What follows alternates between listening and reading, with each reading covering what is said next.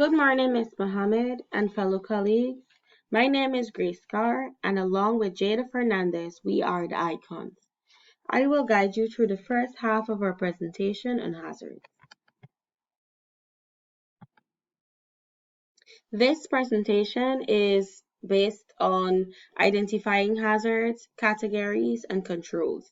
The company chosen for our case study was the MCG Investments Giftland Group of Companies. Key terms to note. Hazards are the things or conditions that can harm us. Health is the efficient functioning of an individual's body that is mentally, physically, and emotionally. Safety refers to being protected from accidents, injury, or harm. Hazards identification. The methods used to identify hazards were observations. This is done essentially by utilizing our five senses to identify the hazards present within the working environment or a specific job and possible hazards that may arise as a result of day-to-day operations. Discussion groups, spearheaded by managers and supervisors for employees to discuss potential, existing, and future hazards as it relates to a specific job or task, where employees can suggest strategies or policies to be implemented and relay the effectiveness of existing policies. Record analysis. These are basically files compiled based on reports of incidents, accidents, workers' compensations, near misses, and data collected from discussion groups. These records are kept and analyzed for repetitive patterns of hazards and recommendations and the progress on implemented controls. MSDSs or material safety data sheets. These are usually provided by the manufacturer or the supplier. It distinctly outlines and identifies associated possible hazards, its characteristics, and the appropriate measures or procedures to be taken in event of exposure. Categories of hazards. The categories of hazards identified were manual and mechanical, chemical, psychosocial, electrical, and physical.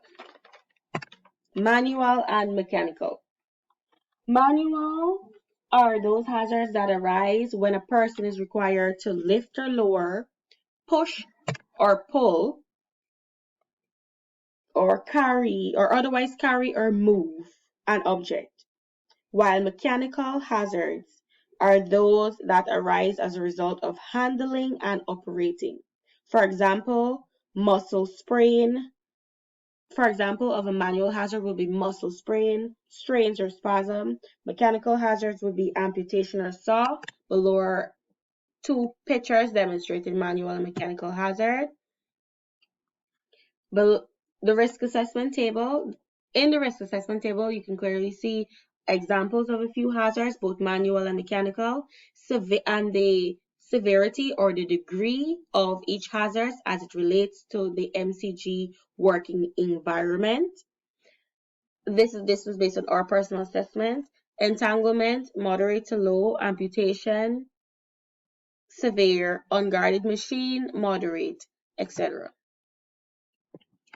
Consequences. Entrapment, as it relates to loose clothing or articles being caught in the machine while an employee is utilizing that same machine. Electrocution, as it relates to exposed wires.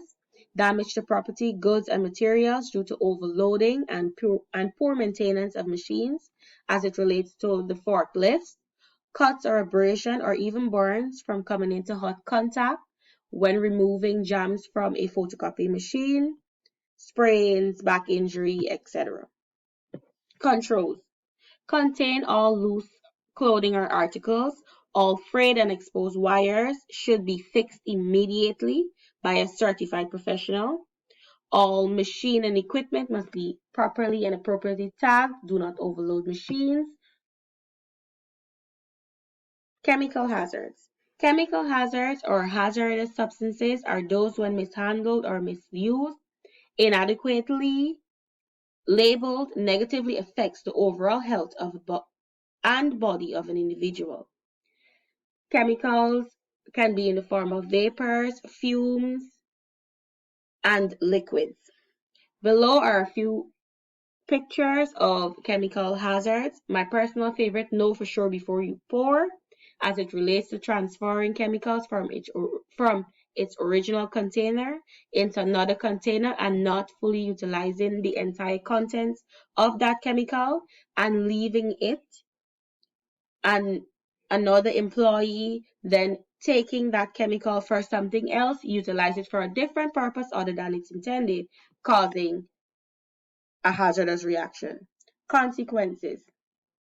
Sorry, risk assessment matrix. Again, there are some examples and they vary in degree. Flammable material as it relates to cleaning products, inhalation, pesticides, skin irritation, fatality, etc. Consequences. Misuse of chemicals other than its intended purpose due to inadequate or absent labeling. Burns, allergic reactions, watery eyes due to exposure. Suffocation due to inhalation, as it relates to mixing the popular cleaning agent Harpic and bleach, which causes a very strong fume, which can render you dizzy and unconscious. And prolonged exposure. Controls, substitute or eliminate chemical hazardous substances, dilution and proper ventilation. All SDSs must be readily available and easily accessible. All chemicals must be kept in its original container, and if transferred, it should be done in small amounts and fully utilized.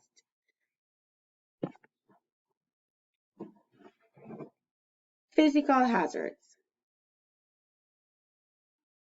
Physical hazards. What are physical hazards? Physical hazards are the coming in contact with a component that causes harm that will result in an injury or an incident.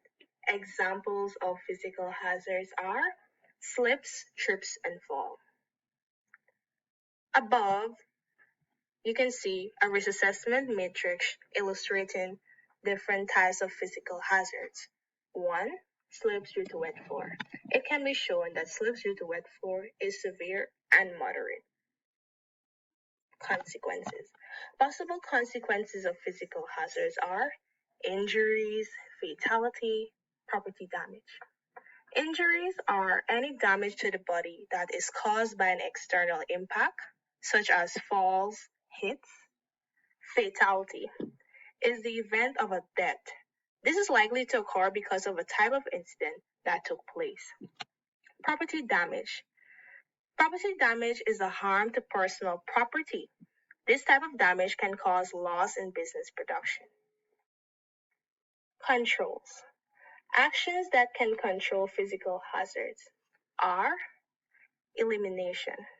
Elimination, or to eliminate, means the control removes a hazard that endangers employees or workers. This is the best way to remove hazards. Substituting or substitution. This type of control is replacing dangerous hazards with a device or an object that will be less risky. Isolating. Isolating. With the use of this control, hazards are removed from the working environment. And lastly, personal protective equipment or PPE. This equipment is used for protection of workers from dangerous hazards. Electrical hazards. What are electrical hazards? Electrical hazard is a type of hazard that causes shocks, burns, or blasts when coming in contact with a failure of an equipment. Above, it can be shown risk assessment matrix of electrical hazards. Consequences. Possible consequences of electrical hazards are electrocution, burns, blasts. Electrocution. An electric shock occurs when a person interacts with an electrical source. Burns. An electric burn occurs when a person's skin gets into contact with electricity, leading them to have severe skin burns. Blast. Electric blast occurs when too much electricity goes through the body. Controls. Actions that can control electrical hazards are avoid working in wet conditions, All extension cords should be properly secured and stored when not in use. Do not overload electrical outlets. Psychosocial hazards. What are psychosocial hazards? Psychosocial hazards occur when various sources cause stress in our lives. Below it can be shown examples of hazards placed in a risk assessment matrix table. Consequences. Possible consequences of psychosocial hazards are anxiety, physical health issues, antisocial behaviors, violence in the workplace, and sexual harassment. Anxiety is a form of feeling stressed towards something. This may lead to mental and physical disorders such as depression and health conditions. Physical health issues. This type of health disorder may cause muscle tension by leading to skeletal disorder. Antisocial behavior. It's a behavior of not wanting to interact with the well-being of others. Controls. Action used to control psychosocial hazards are having better lighting in the area and good ventilation, reporting inappropriate behaviors and implementing procedures to follow at the workplace. Employees should consult when having ideas of new goals and employing new employees. Employees should be consulted with their roles and well trained.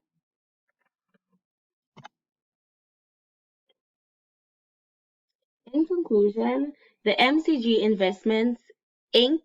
Giffman Group of Companies has many policies and protocols that ensures the safety of both employees and consumers.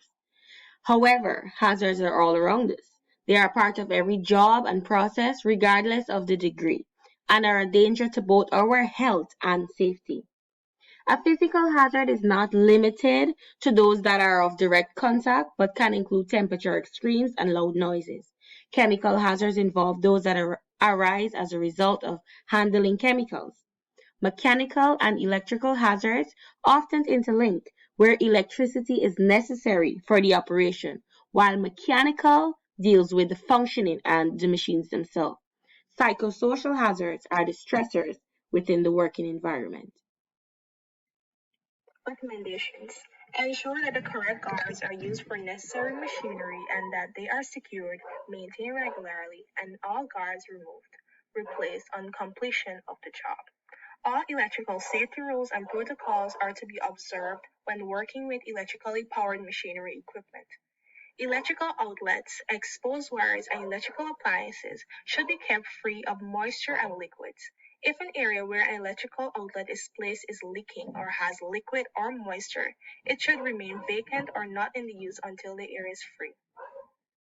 It is your responsibility to know where MSDS are located and that they are available for your use and review. Do not mix chemicals together unless clearly outlined in SDS and directions followed precisely.